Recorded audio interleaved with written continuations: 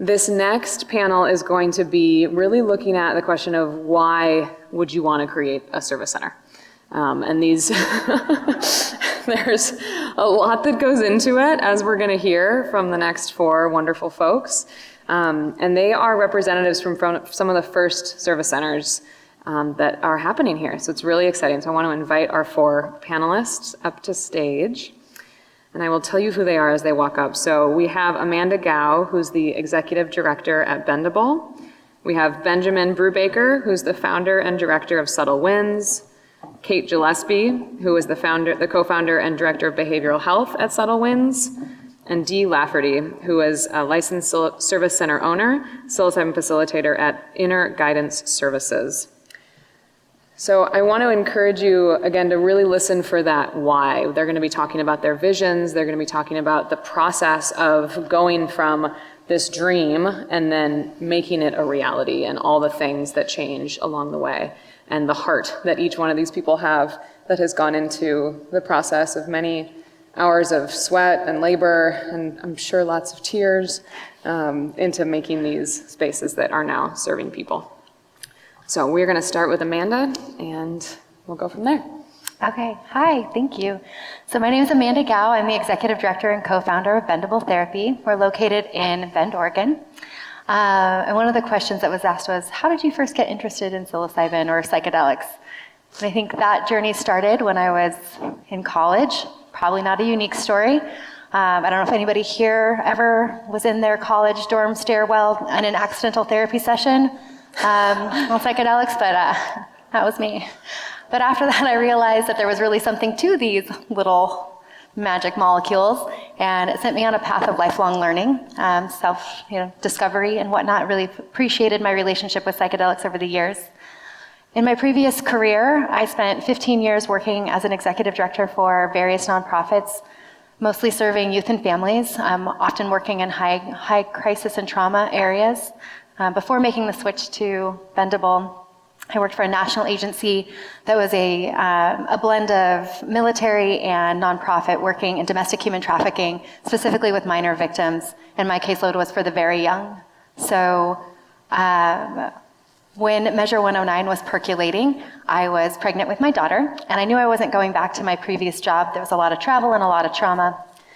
And I decided to take a minute to think about, what do I want to do with my life? What do I want to be when I grow up? I think I'm always asking myself that. But and decided that at this time, I wanted to take a step back and lean into two of my passions, which are psychedelics and mental health. So I enrolled in a graduate program for clinical mental health, of which I'm 3/4 of the way through. And along the way, my co-founder and I, Ryan Reed, we were in my kitchen one day, and my daughter was toddling around, and we were talking about this nascent industry, and I think we had actually recently been at the Horizons conference, and we were talking about how unfortunate it was that psychedelics were going to become quickly inaccessible to regular Oregonians.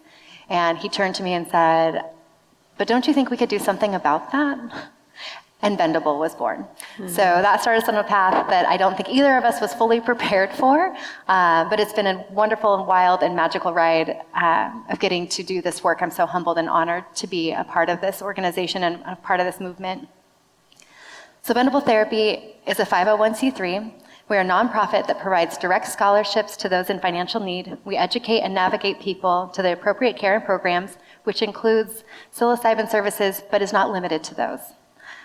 We build community resources and wraparound services that are critical to the success of psychedelic experiences. We are purpose-built to serve those with high acuity conditions, such as PTSD, treatment-resistant depression, disordered eating, and so forth. We began providing services in August of 2023, and to date we have provided $43,650 in scholarships to access psilocybin services. 94% of our participants are Oregonians. 85% of those are Central Oregonians, 30% are veterans, and 75% have accessed some form of scholarship. Yeah, thank you.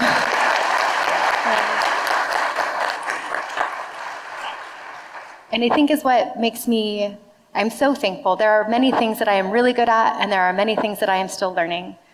But with Bendable, I am afforded the opportunity to do one thing that I'm really good at, which is to run a nonprofit. And then I get the opportunity to invite people into the organization to do the amazing and incredible work that they do. And I'm so thankful and humbled by the people who have come into Bendable and breathed life into it and help the clients that we serve every day. Thank you. Thank you, Amanda. We are going to hear from Ben and Kate now. Hi, I'm Ben Brubaker, honored to be here. I have been working in the mental health field for 20, 30 years now. Most of that time was at Whitebird Clinic down in Eugene, Oregon, serving those that were underserved or unserved, low income and from historically marginalized populations. Working as a crisis worker both on the phone lines as well as the mobile intervention van Cahoots. And working a lot, and where kind of my own passion for psychedelic medicine came out, doing psychedelic harm reduction with Whitebird Rock Medicine out at events like Oregon Country Fair and across Oregon. And I'm Kate Gillespie. I'm a licensed clinical social worker. I have worked in the mental health field for over 20 years and have, like Ben, worked in populations that experience high trauma and had the opportunity to provide psychedelic harm reduction at places like the Oregon Country Fair and other events where we get to see people who, whether they asked for it or not, sometimes get cathartic experiences that they need support with. So having that lens coming into Measure 109 really provided me with an experienced background of supporting people through their psychedelic journeys. We developed the Subtle Winds program, both our training program and now our service center, through a lot of the same philosophies that we had from the rock medicine background of seeing people where they're at.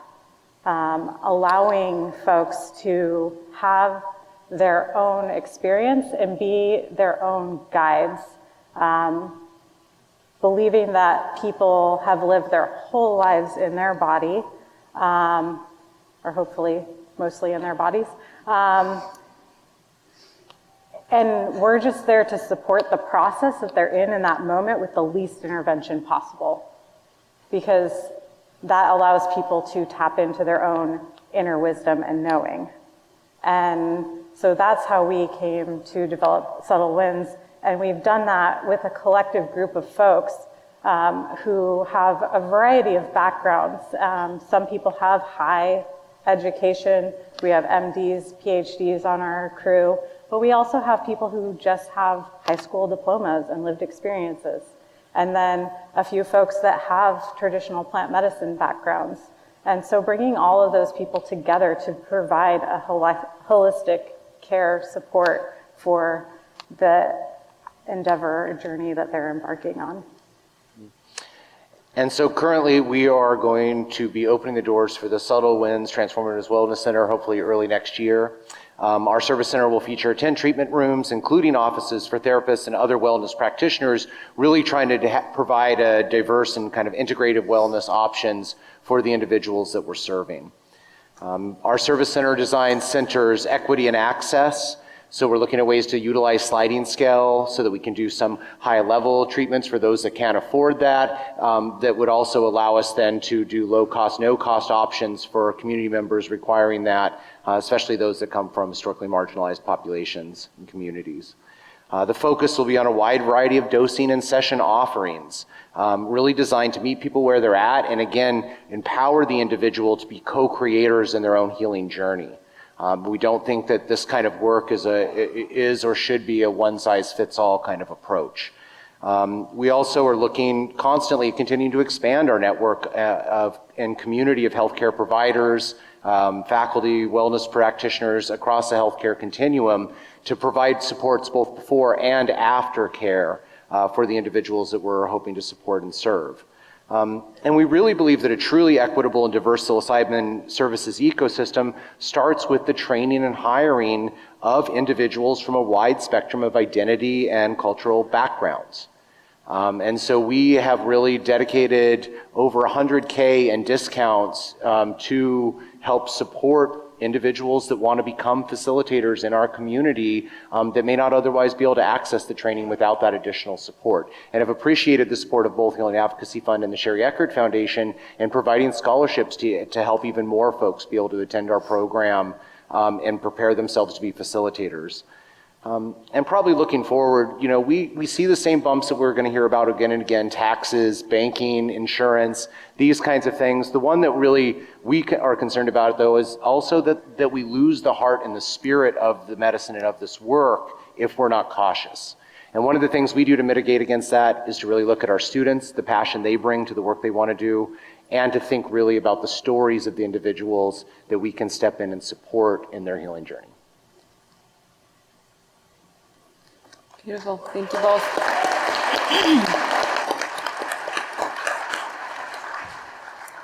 And Dee? Okay. Hello, my name is Dee Lafferty. I use she, her pronouns. I live and work in Albany, Oregon, and I own and operate Inner Guidance Service Center, which is a licensed service center in Albany. I'm also a licensed clinical social worker with a focus on chronic PTSD treatment, and I own a private group therapy practice also in Albany. Inner Guidance Services is a small service center. We have 4 treatment rooms, and 2 of our rooms can accommodate groups of up to 4 clients. Our hope for the future is to add a large group space to our center. We currently contract facilitation through LifeTrek LLC, which is a facilitation company. Through LifeTrek, we have 1 full-time facilitator, who you guys saw earlier, Patrick, and 6 part-time facilitators, including myself. In addition, we offer outside facilitators the opportunity to rent space in our center. The decision to open a service center, for me, was informed by my desire to share and encourage a trauma-informed approach to psilocybin services, a strong sense of community responsibility to create safety for clients undergoing psilocybin services, a deep commitment to equitable access to service, a belief in the power of helping others to discover their inner healing potential, and my personal life mission of helping to alleviate pain and suffering. Through years of experience as a trauma therapist and my early career, which was in child and adult protective services and community crisis response, along with my own trauma history, I was led to explore psychiatric treatment as a way to help myself and my clients find relief from suffering. I had a friend recommend the Integrative Psychiatry Institute's program on psychedelic therapy. After enrolling in the year-long program and learning about the potential benefits of psychedelic treatments and personally experiencing those benefits, it felt unethical to me to not include psychedelic therapies as an option for my clients. I could not, in good conscience, know about a treatment that is potentially life-saving and not share it with my clients. Clients have the right to be informed of all available, potentially viable treatment options and to have equitable access to that treatment. So psilocybin services in Oregon are expensive. This high cost of service is not because we are trying to make a profit, service centers or facilitators. It's because of the cost associated with opening and operating a high quality and safe service center. However, this high cost results in a lack of access for traditionally underserved communities. Through my work history and my personal experience as a queer, disabled, large-sized woman from Appalachia, I have insight into the importance of equity and access to quality and effective care. However, I do want to acknowledge my position as a white woman and the privileges that I can access because of that. The importance of equity to access and the history of already marginalized groups being harmed using psychedelics inspired the development of our scholarship program. Through our scholarship program, we hope to give back to the communities that have contributed to the available knowledge on psilocybin therapy and to offer positive experiences to individuals belonging to communities that have been directly harmed through the misuse of psychedelics. Through our scholarship program, we provide preparation, administration, and integration sessions, including facilitation services, for free. Scholarships are available for individuals from the LGBTQIA+, BIPOC, disabled, and low-income communities. The only requirement for scholarship is that someone be a member of one of these communities and be eligible for psilocybin services. The only cost to the client is the cost of the psilocybin products. We fund our scholarships through donations and through any profits and I laugh a little bit when I say that because there are no profits yet, but through future profits that we will make. Since opening our doors in May, we've awarded 18 scholarships through the program, and we hope to fund many more. That's roughly somewhere around 23% of the sessions that we've completed. And in addition to that, the Service Center offers free community education on gender-affirming care and psilocybin services. Our commitment to safety is an important component of providing psilocybin services. All of our staff and facilitators are first aid, CPR, and AED trained, and we have an AED machine on site at the Service Center. Additionally, we have a goal of a minimum of 50% of our staff and facilitators belonging to one of those groups that would be eligible for scholarships. And lastly, we either video record all administration sessions, of course with prior written consent of the client, or if the client doesn't want to be recorded, they have the option of working with 2 facilitators during their session. Unfortunately, there is a known history in psychedelic space of sexual misconduct by guides, and because of that, our clients are never under the influence of psychedelics and alone in a room with 1 staff person unless they're being recorded. Video recordings are, of course, kept in a secure hard drive. I'm almost done. In Interguidance Services, we have a unique trauma-informed, non-directive approach with consultation available to all facilitators. In addition to our monthly facilitator group consultation, we also offer one-on-one consultation with a diverse supportive team of expert facilitators, and we see the well-being of our staff as vital. We offer a livable wage, traditional benefits, and access to 2 psilocybin administration sessions per year with a facilitator of their choice, and staff only pay for the cost of their psilocybin. We believe that investing in the well-being of our staff allows them to provide the highest quality of service to our clients. Thank you.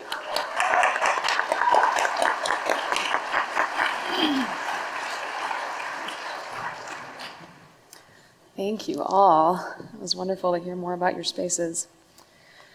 So we're going to do our normal panel conversation, but first I have a question for Amanda, and this is a question that whoever asked this, I promised we would ask again when we had Amanda up here. Amanda, can you tell us a little bit about Casey and the screening that allowed her to access services when there was some suicidal ideation reported? Happy to clarify. So her suicide ideation was not current, nor was it recent. And she also came well-resourced. We ensured that she was well-resourced with her mental health professional and was undergoing care with a mental health professional, and also had a lot of support at home as well. Okay, thank you. Okay, so what I want to ask you all first is about the evolution of your vision. You know, each of you have talked about the beginnings of how it started, what you wanted to do, what brought you into the space. And as someone who has personally been through 3 psychedelic startups, I know that these things change over time. Tell us a little bit about the journey between the initial idea and the dream you had, and then what is actually manifest in the world now. Ryan's going to be up here next, but I wish he was here. I think for us, it's been an interesting evolution, I think, with it being a brand new industry. And, there's a lot of interpretation of the rules and what is possible and where does everybody fit in and what is needed. There's Psilocybin Service Center, and this is just a building where something takes place, but there's all these other things around it. So I think, we've been through so many phone calls. We talk on the phone more than I think we ever have before in our lives. There's a lot of spreadsheets. And if you're going to have a co-founder, make sure he's an engineer, because he will make you a flow chart for everything. And the second you have a conversation, it will come to you in an email, very nice, and you're like, all right. He will also yell at you if you don't follow the flow chart sometimes. But yeah, so I think it's constantly, I think we're finally now, we opened in August and it's now December 1st. And I think we're finally at a place where I'm like, oh, I think we have a business plan. Mm-hmm. Amanda, can I ask you a follow-up question to that? Yeah. You mentioned standing in your kitchen with Ryan. What was that? You mentioned standing in your kitchen with Ryan. And when you look at Bendable and the Service Center now, how similar or different is it to what you dreamed up in your kitchen? We still have the same guiding North Star, which was to provide access. And I think that's what's beautiful about what we've built, is it maybe not, it doesn't look exactly what we thought it would be and it's gone through its evolution. But at the end of the day, is what we wanted to do is we wanted to provide people access to services, and that wasn't just financial, but it was also knowing that there was going to be a lot of psychedelic naive people, and that the OHA framework was confusing, and what is even possible. And we wanted to be able to provide that resource to people in our community in a way that they could understand and that they could easily access services. And I'm still really proud that that's been our guiding light the entire time. Beautiful, thank you. Can I answer? Yeah, please. So originally my vision was, would have involved more of a connection between my therapy practice and the Psilocybin Service Center. However, my kind of original vision was hoping to utilize people's insurance for preparation and integration sessions so that we could reduce the cost to clients, and that's not really possible right now with the way that the rules are written, so that's been kind of a bummer. And the other thing that I would say has been different is I wanted to keep the cost as low as possible so that we could operate and pay our employees and do all those good things, but also make it as accessible as possible. And the cost has slowly climbed up as we've gotten into this just because of all of the details and having to meet all of the requirements and unexpected things coming up. So I think those are my two things. Thank you.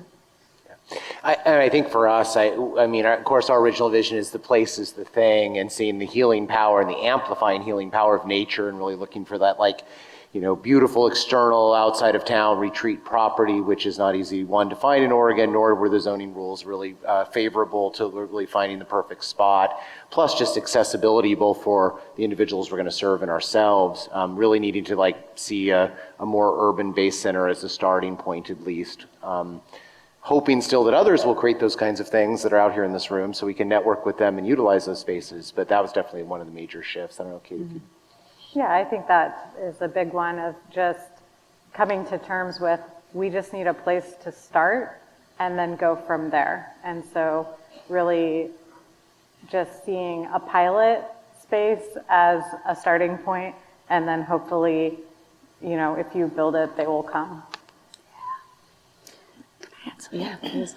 I wanted to add that was the other thing for me and my vision was when we actually were able to find a space. It was different than what we had hoped for. It was very difficult in Albany, Oregon, to find any landlords that were willing to rent to us. Mm-hmm. And when we did finally find one, the rent was increased significantly to cover their risk. So that has been also a little bit different than what we had expected, but it's a starting place.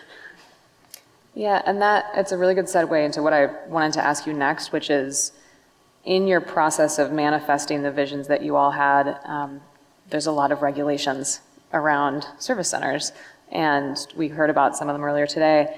How has the intersection of those regulations with what you wanted to bring to life been for you? I mean, how has it been to navigate all of those as you're building these service centers? Well, we went with the bendable model, which is, it is a nonprofit, so it is not a licensed service center, and then purpose-built the service center that Ryan will speak about next to support bendable clients to stay away from the OHA framework on those things, and being able to navigate bendable clients and use this other mechanism to help support people while then following all of the rules with the service center and being OHA compliant. Amanda, do you see, like, what challenges or strengths do you see in the model that you and Ryan have done of having these two separate entities? I think having the two separate entities is the best thing that happened to us.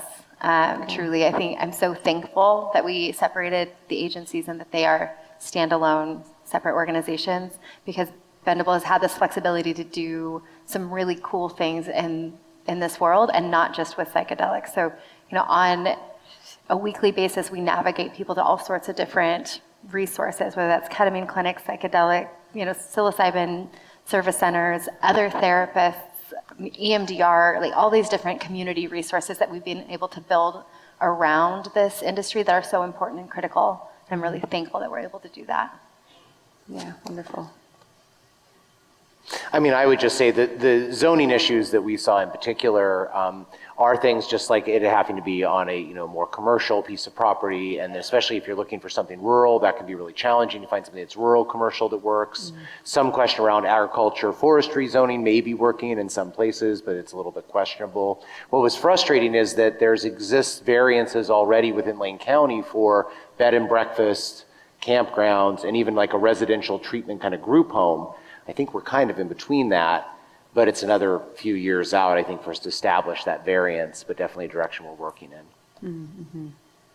I would just add to that and say it did take a lot of work to convince the city when we were talking about zoning and getting our land use compatibility statement that was denied the first time I applied, to convince them that we're just a therapy practice. We're doing, we're providing a service and we're doing therapy and nothing's really going on there that you need to worry about as the city. So that was kind of a journey. It sounds like a lot of back and forth and trying to figure out what information to share and how to navigate that system.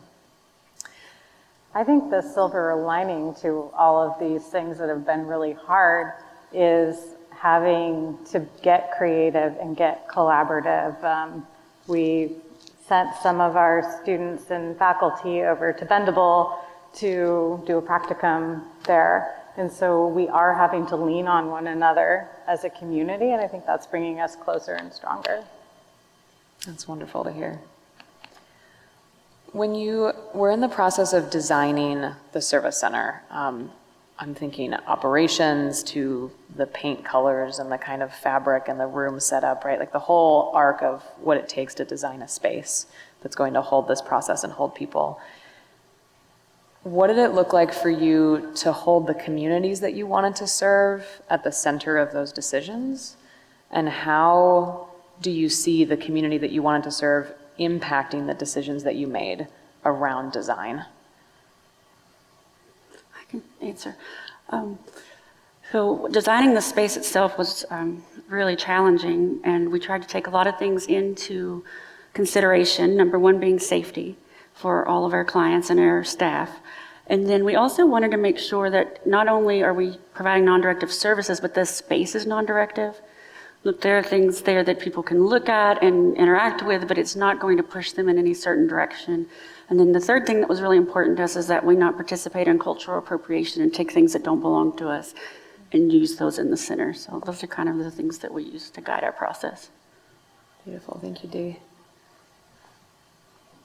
Oh, I'm the worst at designing things. Like, I'm the kind of person that in college I could move in like 5 minutes because there was one thing on the wall. So we have a wonderful friend who is incredibly talented and came in and looked at the space set above ground and put it together and made it what it is. So I was not involved in the decoration or making that space look as wonderful as it does. It sounds like that was probably a good thing. That you Yeah, it weren't was involved. definitely for the right. I'd be like, I don't know. A plant over here, maybe? Yeah, I was not the person for that job. So it sounds like your advice to people is hire out for things that you're not good at. For a lot of things. I mean, I think, there's some things I'm really great at, and some things I'm really not. And that would be one of them. That's an important thing to know about yourself. Mm-hmm. Yeah. So I'm really into design and aesthetics, and we had a funny interaction recently where Ben was looking at tapestries online, and I'm like, but I don't know if I want tapestries on the wall. And he's like, well, you're going to have people who are intoxicated in the room, so you can't put like the beautiful metal hexagonal mirror thing that you have in your therapy office in the wall in the service center. And I'm like, oh, okay. So there are constraints. There's things that we have to think about as we're purchasing and looking towards that design.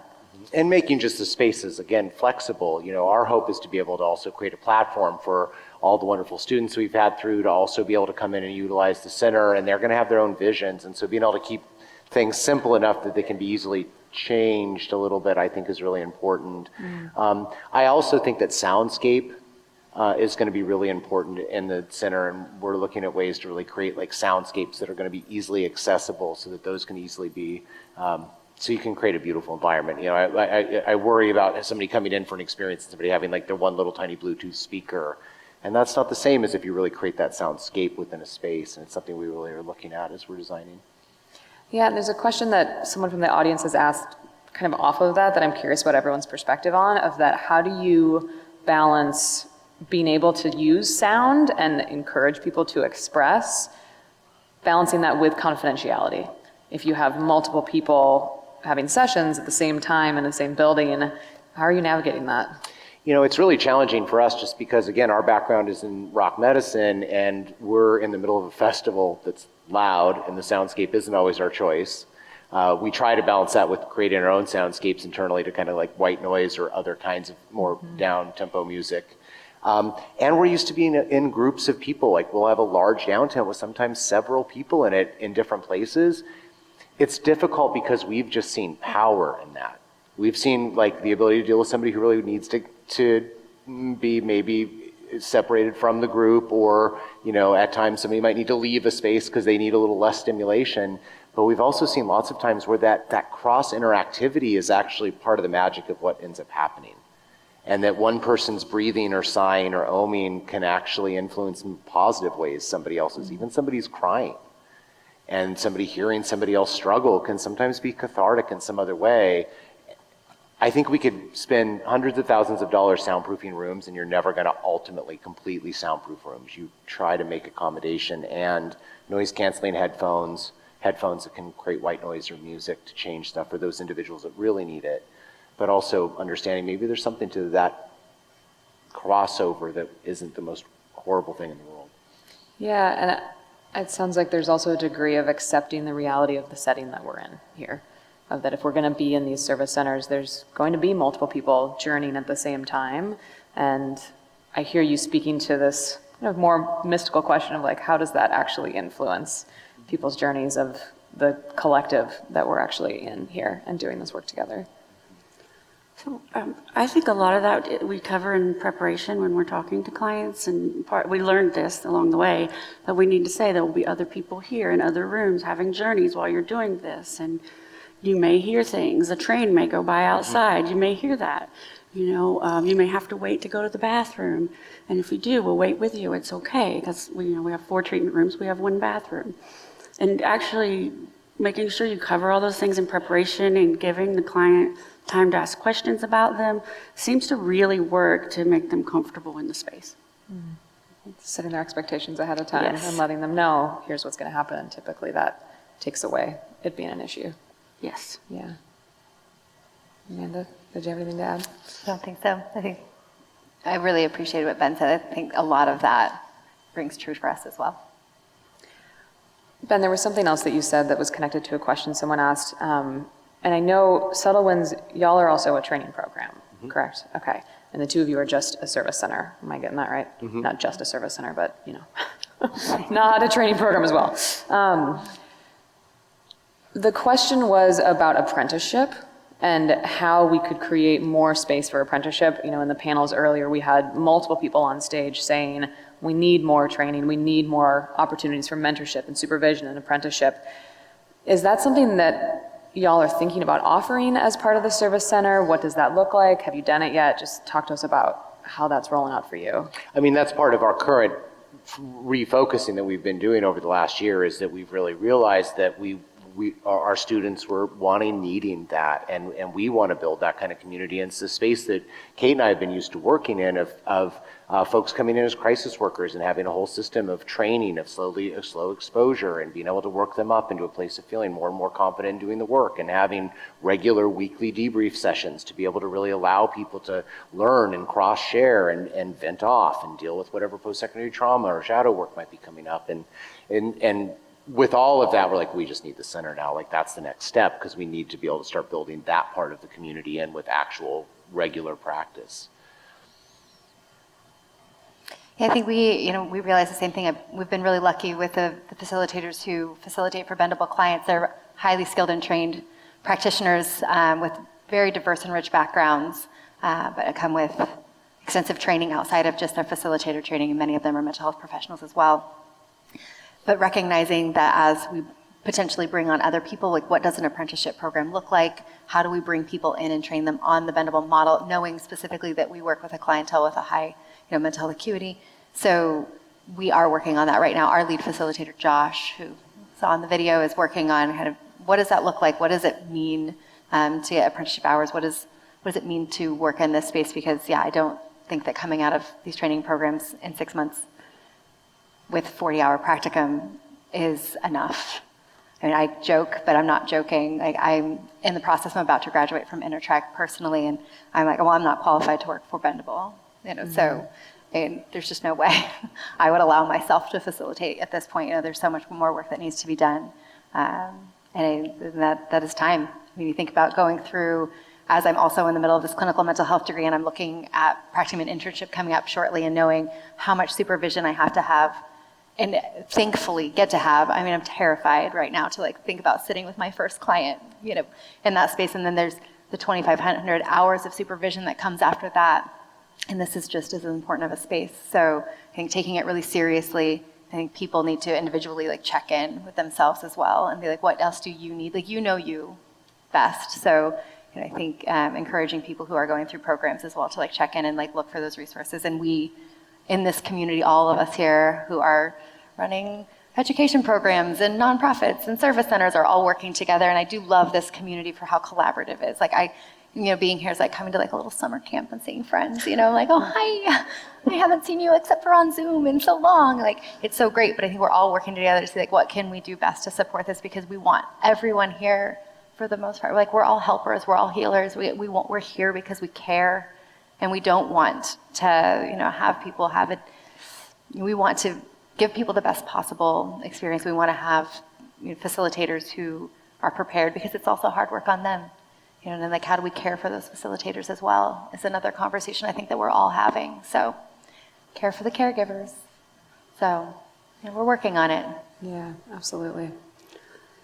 So we are looking at offering students who are recent graduates or who haven't actually done any work with psilocybin the opportunity to come in and do shadowing at our center. I don't really believe in unpaid internship situations, so one way around that is they can come in as a permitted worker and be in the space and see what happens, and observe and actually sit with another facilitator who's facilitating and has experience before, and make sure they're very comfortable with that before they then do a session on their own, and maybe even with the assistance of a more experienced facilitator. And the other part of that is, that's also the reason we want people to have their own experience before they start being facilitators, is because we feel like it's really important, if you're going to help someone through this journey, that you've actually been on it yourself. When you all are hiring, what do you look for in facilitators?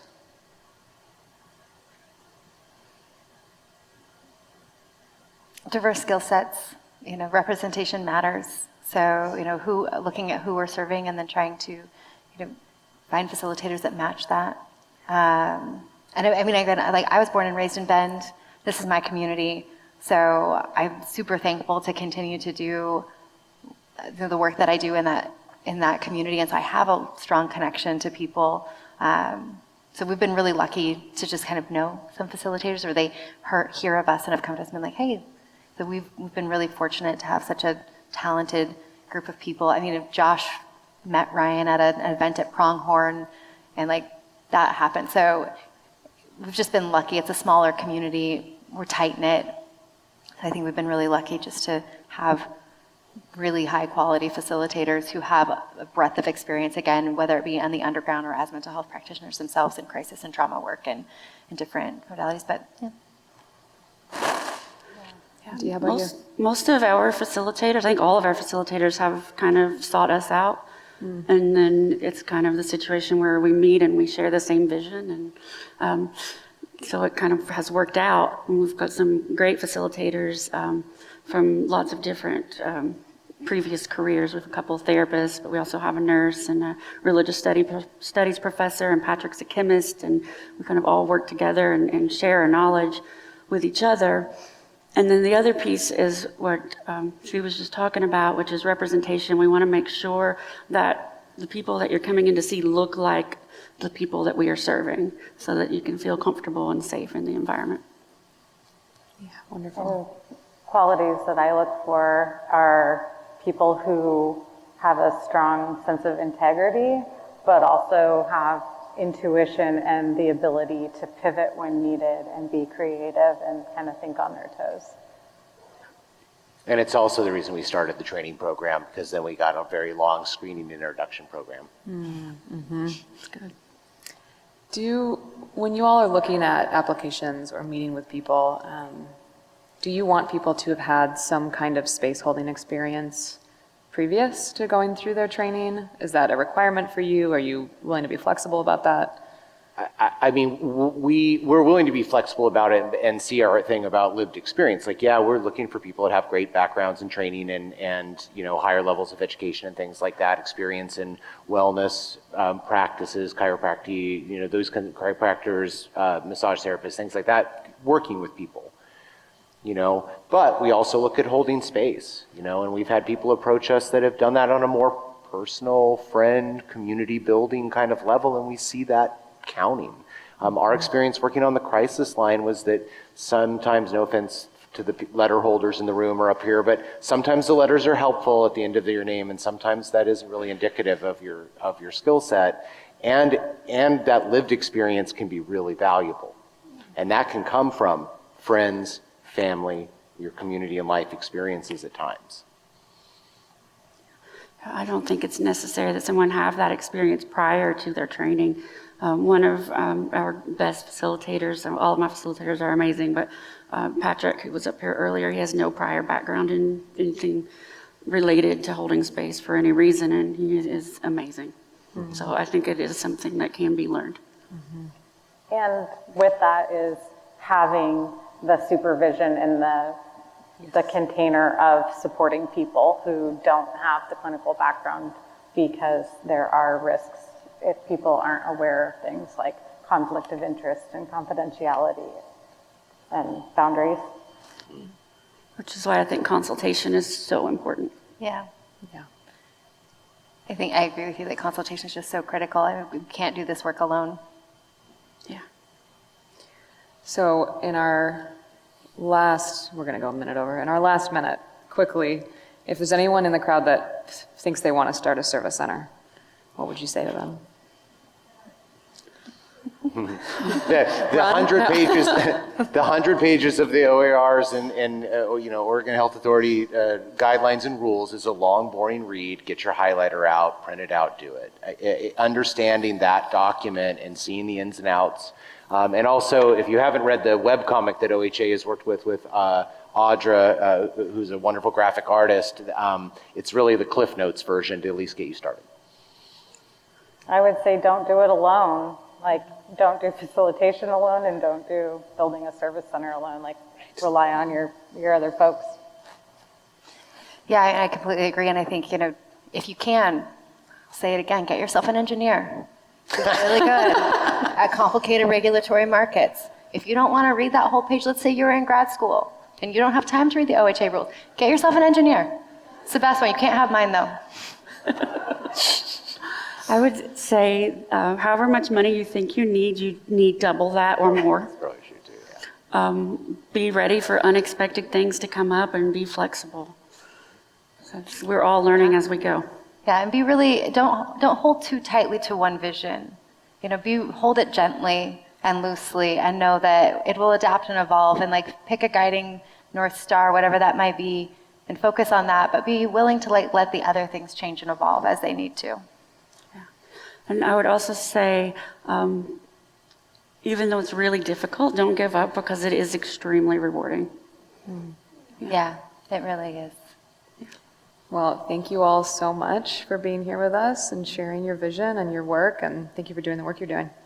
Thank you.